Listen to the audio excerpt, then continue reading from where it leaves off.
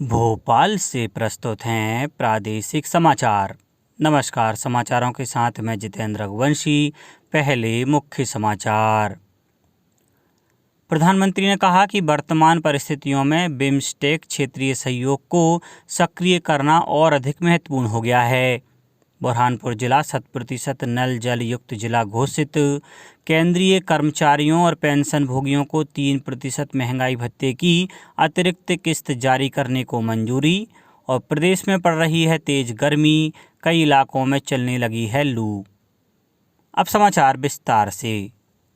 श्रीलंका में वर्चुअल माध्यम से आयोजित बंगाल की खाड़ी बहुक्षेत्रीय तकनीकी और आर्थिक सहयोग संगठन बिम्स्टेक के 5वें शिखर सम्मेलन में कल प्रधानमंत्री नरेंद्र मोदी ने कहा कि यूरोप के हाल के घटनाक्रम ने अंतर्राष्ट्रीय व्यवस्था के स्थायित्व को लेकर सवाल उठाए हैं। उन्होंने कहा कि बिम्स्टेक क्षेत्रीय सहयोग को और अधिक सक्रिय करना महत्वपूर्ण हो गया है। प्रधानमंत्री ने बिम्स्टेक सचिवालय की क्षमता बढ़ाने पर बल दिया ताकि यह सबकी अपेक्षाएं पूरी कर सके।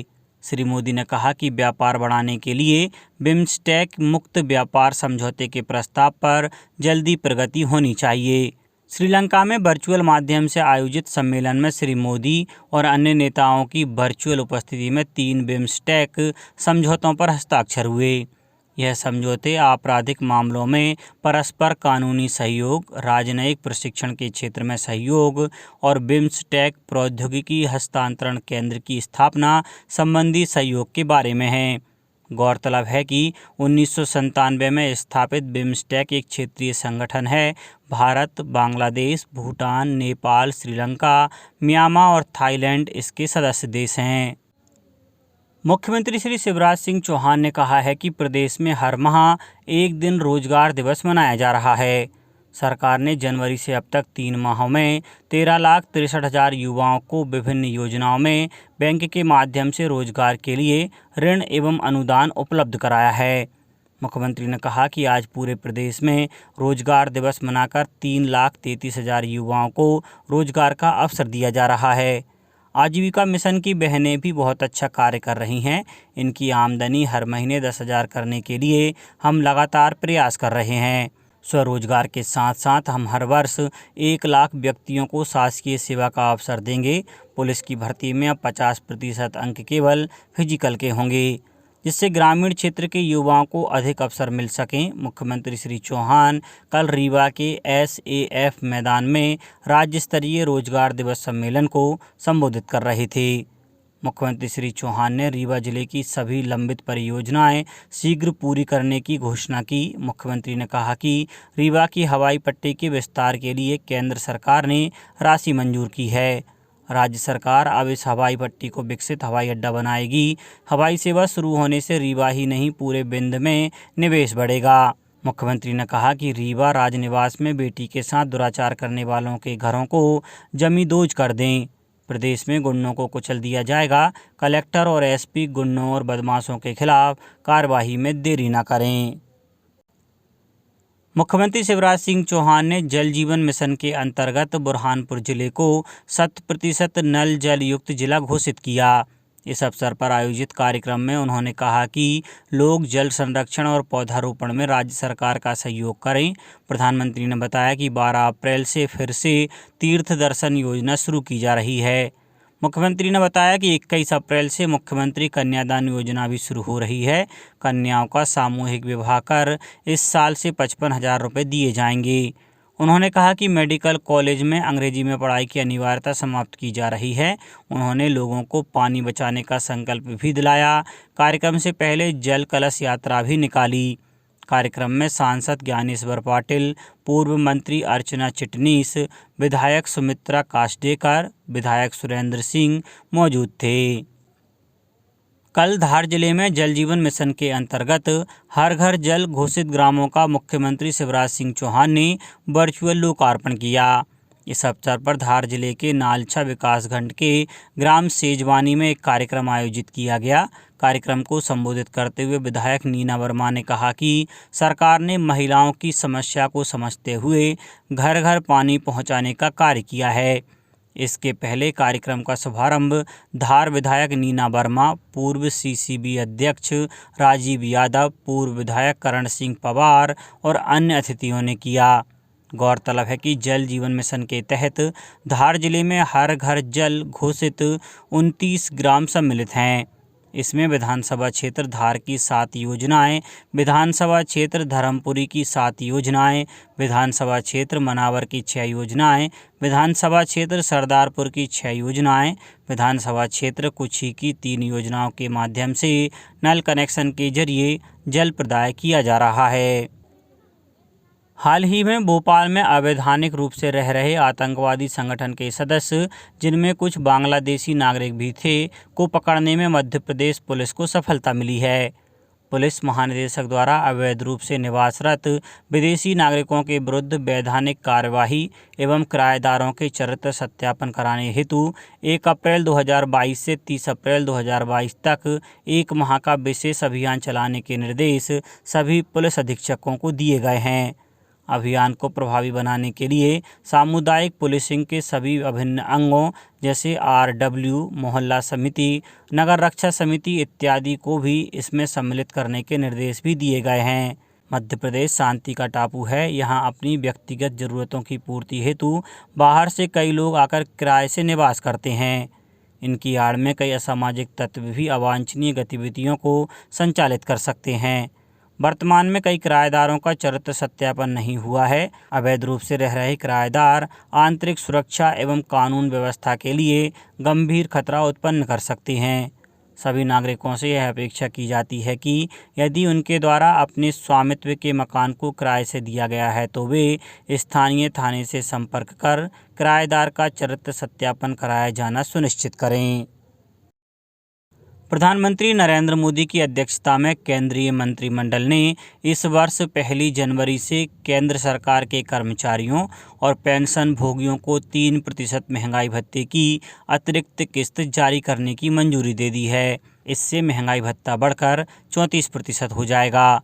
इससे केंद्र सरकार के 47,68,000 कर्मचारियों और 68,62,000 पेंशन भोगियों को लाभ होगा।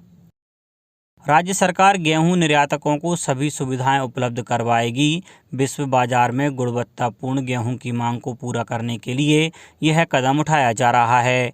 विदेशों में मध्य प्रदेश का गेहूं MP व्हीट के नाम से जाना जाता है। वर्तमान में उच्च निर्यात क्षमता वाले मिस्र, टर्की, अल्जीरिया, नाइजीरिया, तंजानिया देशों के बाजारों तक भारतीय दूतावास के सहयोग से पहुंच बनाने के प्रयास किए जा रहे हैं।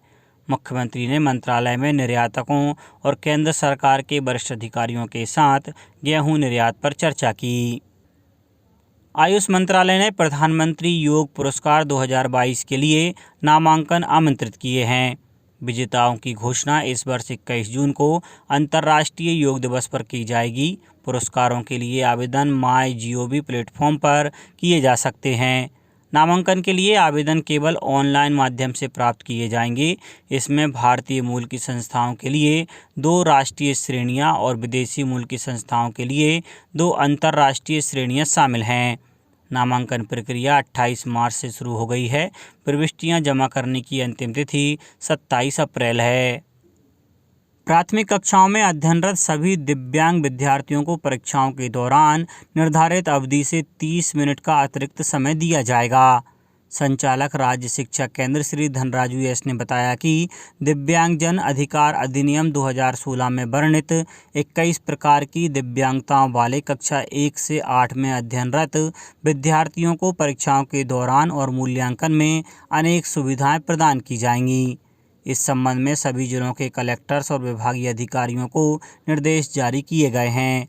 संचालक श्री धनराजू एस ने बताया कि दिव्यांग विद्यार्थियों को परीक्षाओं के दौरान दी जाने वाली सुविधाओं में प्रमुख रूप से लेखक उपलब्ध कराया जाना, पृथक से बैठक व्यवस्था करना, विशिष्ट भाषा से छूट देते हुए द्वितीय भाषा के स्थान पर एक सामान्य भाषा लेकर अध्ययन करने की सुविधा तथा तृतीय भाषा के स्थान पर चित्रकला लेना, मौखिक रूप से पूछे जाने वाले प्रश्नों को लिखित रूप से पूछना, गणित विषय के स्थान पर संगीत लेना, ब्रेल लिपि में उत्तर देने की सुविधा तथा प्रत्येक घंटे 20 मिनट अतिरिक्त समय देना। मूल्यांकन के समय पढ़ने लिखने के लिए बड़े प्रिंट का उपयोग और विशेष पेन उपयोग की अनुमति शामिल है।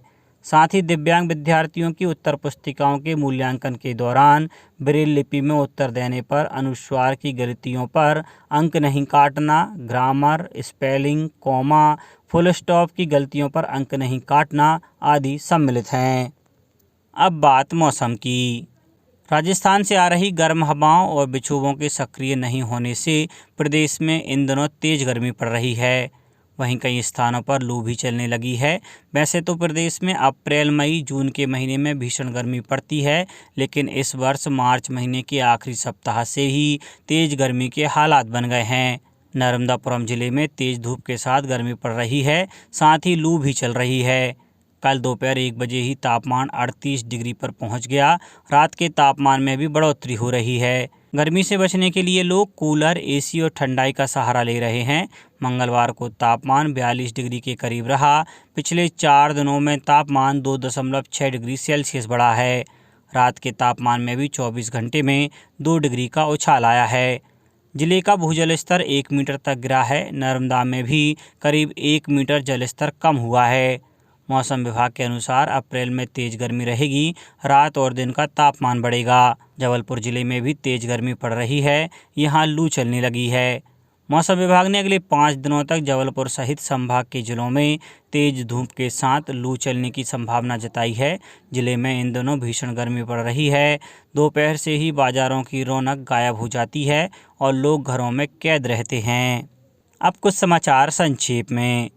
संयुक्त राष्ट्र विश्व खाद्य कार्यक्रम के कार्यकारी निदेशक डेविड बेसली ने कहा है कि यूक्रेन संकट का वैश्विक असर पड़ेगा। गौरतलब है कि यूक्रेन दुनिया में सबसे अधिक गेहूं का उत्पादन करने वाला देश है। लोकसभा ने कल chartered accountant, cost and works accountants और कंपनी सेक्रेटरीज संशोधन विधेयक 2021 पारित कर दिया। राज्य सरकार गेहूं निर्यातकों को सभी सुविधाएं उपलब्ध करवाएगी। विश्व बाजार में गुणवत्तापूर्ण गेहूं की मांग को पूरा करने के लिए यह कदम उठाया जा रहा है। नर्मदापुरम जिले में नरवाई जलाने के मामले में पुलिस ने कार्रवाई की है। देहात थाना के हसालपुर में नरवाई जलाने पर 2 लोगों के खिलाफ कार्रवाई करते हुए मशीनें जब्त की हैं। कटनी बीना रेलखंड में तीसरी लाइन पर मरम्मत का काम चलने से 3 से 10 अप्रैल तक कई ट्रेनों को रद्द किया गया है। वहीं कई के मार्ग भी बदले गए हैं। और छिंदवाड़ा के पाढुरना जय स्तंभ चौक पर मंगलवार देर रात हुए सड़क हादसे में एक तेज रफ्तार कार ने 5 लोगों को जख्मी कर दिया। अंत में मुख्य समाचार एक बार फिर। प्रधानमंत्री ने कहा कि वर्तमान परिस्थितियों में बिम्स्टेक क्षेत्रीय सहयोग को सक्रिय करना और अधिक महत्वपूर्ण हो गया है। बुरहानपुर जिला 100% नल जल युक्त जिला घोषित। केंद्रीय कर्मचारियों और पेंशन भोगियों को 3% महंगाई भत्ते की अतिरिक्त किस्त जारी करने को मंजूरी। और प्रदेश में पड़ रही है तेज गर्मी, कई इलाकों में चलने लगी है लू। इस बुलेटिन में इतना ही। घर पर रहिए, सुरक्षित रहिए और सुनते रहिए प्रादेशिक समाचार। नमस्कार।